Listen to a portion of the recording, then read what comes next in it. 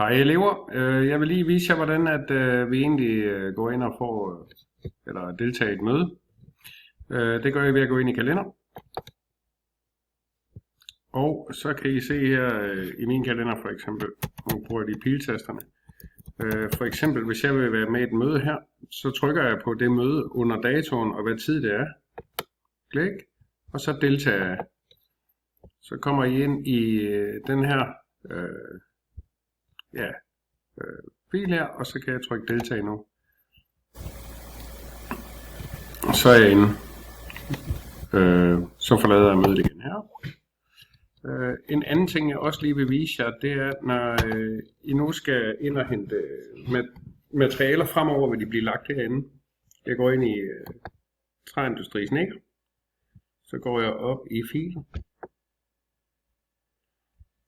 Og her, det er under generelt.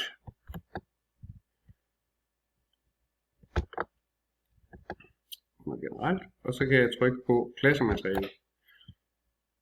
Og der er opgave til værksted, og der har masser en mappe til matematik. Der kommer sikkert også en til dansk.